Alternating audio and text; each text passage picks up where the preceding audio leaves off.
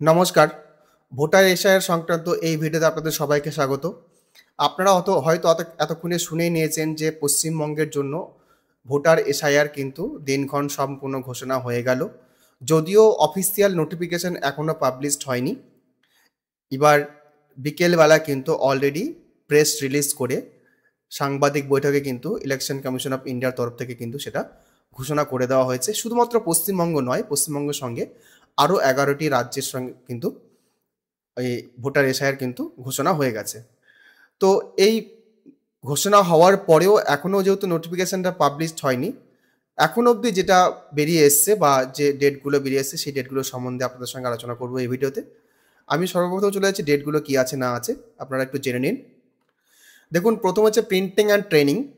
আগামীকাল থেকে যে বিএলওরা কাজ করবেন, বুথ লেভেল অফিসার যারা থাকছেন তারা যে কাজ করবেন, কালকে থেকে 1 সপ্তাহের ট্রেনিং হচ্ছে এবং এই টাইমের মধ্যে ট্রেনিং হয়ে যাওয়ার পরে 28 থেকে 3 নভেম্বর, 28শে অক্টোবর আগামীকাল থেকে 3 নভেম্বর পর্যন্ত যে এনুমারেশন ফর্মগুলো রয়েছে সেই ফর্মগুলো কিন্তু প্রিন্টিং হবে এবং এই বিএলওদের কিন্তু ট্রেনিং চলবে।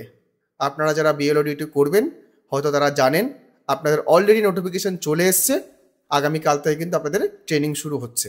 আপনাদের হোয়াটসঅ্যাপ গ্রুপে হয়তো নোটিফিকেশন চলে এসছে। তারপর কি house to house enumeration phase, অর্থাৎ 4 নভেম্বর, এই 3 তারিখের পর থেকে 4 নভেম্বর থেকে শুরু হয়ে যাচ্ছে আপনার হাউস টু হাউস এনুমারেশন। যে পেপারটা রয়েছে সেই পেপারটা ডিস্ট্রিবিউট করবে প্রত্যেকটা বিএলও, যাদের যেখানে ডিউটি দেওয়া হয়েছে সেখানে গিয়ে সেই ভিলেজে বা সেই পার্টে গিয়ে তারা প্রত্যেক বাড়িতে কিন্তু এনুমারেশন ফর্মটা ডিস্ট্রিবিউট করবেন। সেই ডিউরেশনটা হচ্ছে 4 নভেম্বর থেকে 4 ডিসেম্বর 2025। এই টাইমের মধ্যে কিন্তু প্রত্যেকটা বাড়িতে আপনাদের সেই লোকাল যে বুথ লেভেল অফিসার থাকবেন তারা কিন্তু আপনাদের বাড়িতে যাবেন, গিয়ে ফর্মটা দিয়ে দেবেন। তারপর কি হচ্ছে, তারপরে হচ্ছে আপনার 9 ডিসেম্বর। সেই 9 ডিসেম্বর কিন্তু আপনাকে যে একটা ড্রাফট রোল পাবলিশড হবে। এবার সেই ড্রাফট রোল বা যে লিস্টটা পাবলিশড করাবে 9 ডিসেম্বর, সেখানে যাদের ভোটার লিস্টে নাম থাকবে তাদের তো কোনো ব্যাপার নেই। যদি কারো ভ্যালিড ভোটারের নাম বাদ যায় তাহলে কিন্তু আপনারা এই 9 ডিসেম্বর থেকে 8ই জানুয়ারি পর্যন্ত এই ডিউরেশনের মধ্যে কিন্তু আপনারা চাইলে আবেদন করতে পারেন।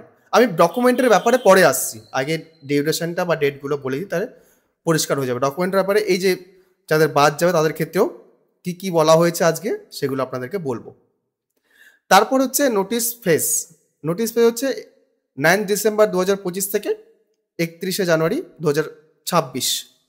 এটা হচ্ছে হিয়ারিং। হিয়ারিং কোনটা, আপনারা যে 9 ডিসেম্বর থেকে 8ই জানুয়ারি পর্যন্ত এই যে অবজেকশন করলেন যে আমার নাম বাদ গেছে বা কিছু একটা হয়েছে, আমি নাম তুলতে চাই, আবেদন করলেন, সেই যে অ্যাপ্লিকেশনগুলো রয়েছে সেই অ্যাপ্লিকেশনগুলোর কিন্তু হিয়ারিং বা ভেরিফিকেশন পার্ট চলবে এই টাইমের মধ্যে। অর্থাৎ বিহারের ক্ষেত্রে যেটা ঘটেছিল বা যেরকম প্রসেসে এসআইআর প্রসেসটা হয়েছিল ঠিক একই রকম প্রসেসে কিন্তু এখানেও হচ্ছে। সেই সুযোগ কিন্তু আমাদেরও রয়েছে, যদি আমাদের ভোটার লিস্ট থেকে নাম বাদ যায় সেক্ষেত্রেও কিন্তু আমরা অ্যাপ্লিকেশন করলে পরে এই টাইমের মধ্যে কিন্তু হিয়ারিং বা ভেরিফিকেশন হবে। সবশেষে হচ্ছে 7 ফেব্রুয়ারি 2026, একদম ডেট ডিক্লেয়ার করেই দিয়েছে, publication of final electoral rolls, অর্থাৎ ফাইনাল যেটা ভোটার লিস্ট সেটা কিন্তু পাবলিশড হবে 7 তারিখে। আর আপনারা জানেন যে এই ফেব্রুয়ারি মাসের লাস্টের দিকেই ভোটের দিনক্ষণ বা ভোটের যেটা কার্য বিবরণী সেটা সম্পন্ন হয় বা ডিক্লেয়ার হয়। তো এই 7 তারিখের মধ্যে কিন্তু বা 7 তারিখে কিন্তু ফাইনাল লিস্টটা পাবলিশ করে দেওয়া হয়। এবার আসছি এই যে আপনাদের ডকুমেন্টের ব্যাপারটা। ধরুন যে কোনো ভ্যালিড ইলেকট্রাল নাম বাদ পড়ছে এই ড্রাফট রোলে, সেক্ষেত্রে কিন্তু তাদের ক্ষেত্রে ওই যে 11টি ডকুমেন্ট রয়েছে সেই 11টি ডকুমেন্ট তো আছেই, তার সঙ্গে কিন্তু আধার কার্ড থেকে কিন্তু ভ্যালিড করতে বলা হচ্ছে, যেটা সুপ্রিম কোর্ট থেকে অর্ডার বা সাজেস্ট করা হয়েছিল যে আধার কার্ড দিয়েও কিন্তু তারা সেই আবেদনটা করতে পারেন, অ্যাজ এ আইডেন্টিটি প্রুফ, পরিচয়পত্র হিসেবে কিন্তু আবেদন করতে পারেন। এটা কিন্তু ইলেকশন কমিশন অফ ইন্ডিয়া পরে কিন্তু অ্যাড করেছে। তো আপনারা কিন্তু আধার কার্ড দেখিয়ে সেই আবেদনটা করতে পারেন যদি ড্রাফট রোল থেকে বা 9 ডিসেম্বর 2025 তারিখে যে লিস্টটা পাবলিশ হবে সেখান থেকে আপনার নাম বাদ যায়, সেক্ষেত্রে আপনি কিন্তু আধার কার্ডকে বেস করে কিন্তু আপনারা সেই আবেদনটি করতে পারেন। ওই 11টা ডকুমেন্টের সঙ্গে আরেকটা ডকুমেন্ট অ্যাড করা হয়েছে। সেই ক্ষেত্রে প্রাথমিক পর্যায়ে কিন্তু সেটা কিন্তু নয়, প্রাথমিক পর্যায়ে কিন্তু ওই 11টা ডকুমেন্টই ভ্যালিড। যাদের নাম বাদ পড়বে তাদের ক্ষেত্রে কিন্তু আধার কার্ডটাকে ভ্যালিডেশন হিসেবে গুরুত্ব দেওয়া হবে। তো এই হচ্ছে ব্যাপার। আরও একটা জিনিস আজকে যেটা বলা হয়েছে, আধার কার্ডকে তখনই আইডেন্টিটি প্রুফ হিসেবে বা এই ডকুমেন্ট হিসেবে গণ্য করা যাবে যদি ওই 11টা ডকুমেন্টের মধ্যে আপনি একটা ডকুমেন্ট দিতে পারেন, তাহলে কিন্তু গণ্য করা যাবে। তো ব্যাপারটা সেই একই হলো যে ওই 11টা ডকুমেন্ট দিতে হচ্ছে, আর পরবর্তী ফেজের জন্য আধারটাকে কিন্তু গণ্য করা হচ্ছে।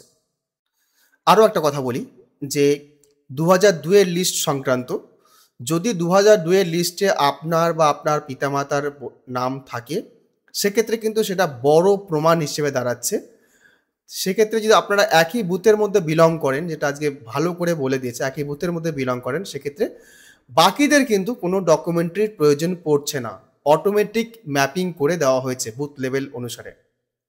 তো যদি ট্রান্সফার হয়ে গিয়ে থাকে সেক্ষেত্রে কিন্তু যেখানে আপনি ট্রান্সফার হয়েছেন সেখানে আপনাকে কিন্তু আগে যে আপনার বাবা বা মায়ের যে ভোট ছিল, যে 2002-এর ভোটার লিস্ট, সেটা আপনাকে সাবমিট করতে হবে। এই 2002-এর ভোটার লিস্টকে কেন্দ্র করে কিন্তু বা এই বেস্ট করে কিন্তু পুরো এই যে এসআইআর প্রসেসটা কিন্তু হচ্ছে, আপনারা আগের থেকে এটা জানেন। আপনারা যেখানে ট্রান্সফার হয়ে থাকুন না কেন, আপনাদের বর্তমান যেখানে আপনি আছেন সেখানে কিন্তু আপনাদের এসআইআরটা হচ্ছে, আপনাদের সেখানে কিন্তু ডকুমেন্ট সাবমিট করতে হবে, বা আপনার যে বুথ লেভেল অফিসার আছে সেখানে আপনাকে কিন্তু যে এনুমারেশন ফর্মটা রয়েছে সেই এনুমারেশন ফর্মটা আপনাকে দেবে। আপনাদের চিন্তা ভাবনা করার কোনো কারণ নেই।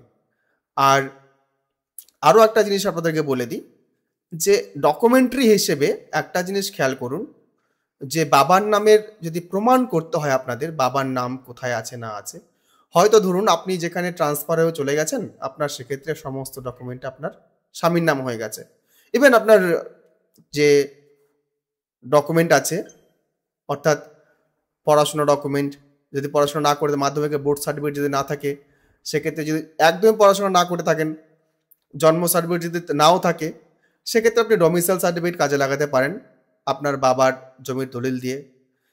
অথবা আরও একটা ডকুমেন্ট, সেটা হচ্ছে যে রেশন কার্ডে কিন্তু আপনার বাবার নাম উল্লেখ থাকে। এখনও দেখবেন ডিজিটাল যে রেশন কার্ডটা রয়েছে সেই ডিজিটাল রেশন কার্ডে কিন্তু আপনার বাবার নাম উল্লেখ থাকে, আর এখন বর্তমানে যে ফ্যামিলিতে রয়েছেন সেই ফ্যামিলি হেডের নাম উল্লেখ থাকে। এই একটা ডকুমেন্ট আছে যেখানে বাবার নাম কিন্তু উল্লেখ থাকে। আর একটা হচ্ছে আপনার প্যান কার্ড, প্যান কার্ডেও কিন্তু বাবার নাম উল্লেখ থাকে। এই বাবার নাম দিয়ে কিন্তু সাপোর্টিং ডকুমেন্ট হিসেবে আপনি প্রমাণ করতে পারেন অ্যাজ এ ডোমিসাইল সার্টিফিকেট হিসেবে অ্যাপ্লিকেশন করার সময়। আর যাদের নাম কারেকশান হয়েছে বা কিছু একটা হয়েছে তাদেরও চিন্তা ভাবনার কোনো কারণ নেই, এগুলো রেকর্ড অলরেডি কিন্তু ইলেকশন কমিশনের কাছে আছে, তারা কিন্তু অলরেডি এটা ম্যাপিং করে নিয়েছেন যদি আপনার একই বুথের মধ্যে আপনারা এখনও বিলং করেন সেক্ষেত্রে। আর যদি বুথ চেঞ্জ হয় বা ট্রান্সফার হয় সেক্ষেত্রে আলাদা ব্যাপার, সেক্ষেত্রে ডকুমেন্ট সাবমিটের একটা ব্যাপার একটা রয়েছে। আর ওই 11টা ডকুমেন্ট বিহারে যেটা দিয়েছিল সেই 11টা ডকুমেন্টই কিন্তু এখানেও রেখেছে, যেটা আমি আগেই বললাম। এই হচ্ছে ডেটগুলো। আর ডেট এরপরে যে ডকুমেন্টের ব্যাপারটা আসছে, যে ডকুমেন্ট কি কি লাগবে না লাগবে সেটা নোটিফিকেশান আজকে যেহেতু এখন অবধি নোটিফাই করেনি, শুধুমাত্র কিন্তু যে আজকে প্রেস কনফারেন্স করে ডেটগুলো উল্লেখ করেছে এবং ডকুমেন্টের কথা, ওই 11টা ডকুমেন্টের কথা বলা হয়েছে।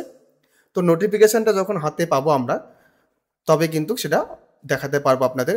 আর এর আগে যখন আপনারা যারা বিএলও ট্রেনিং নিয়েছেন বা বিএলও রয়েছেন তারা হয়তো জানবেন, আপনাদের কিন্তু একটা ডকুমেন্টের ব্যাপার বলা হয়েছিল, ডকুমেন্টের ব্যাপারে কিন্তু একটা ডকুমেন্ট ছিল, আপনারা হয়তো দেখেছেন যারা বিএলওডিটি বা বিএলও ট্রেনিং নিয়েছেন তাদের ক্ষেত্রে ডকুমেন্টের কথা কিন্তু দিয়ে বলা হয়েছিল, সেখানে ডকুমেন্টের লিস্টও ছিল, ওই একই ডকুমেন্টের লিস্ট বিহারে যেটা ছিল একই রকম লিস্ট ছিল। তো সেখানে অন্যতা কিছু নেই, হয়তো এখন যদি নোটিফাই হয় সেই আগের ডকুমেন্ট নিয়েই কিন্তু নোটিফাইটা হবে। তো যাই হোক, ভিডিও আর দীর্ঘায়িত করছি না। যদি ভিডিওটি ভালো লাগে অবশ্যই একটু লাইক করবেন, অন্যদের জন্য অবশ্যই শেয়ার করবেন এবং ভিডিওটি অবশ্যই হাইপ করবেন। চ্যানেলে যদি প্রথমবার হয়ে থাকেন চ্যানেলটি সাবস্ক্রাইব করবেন। ধন্যবাদ।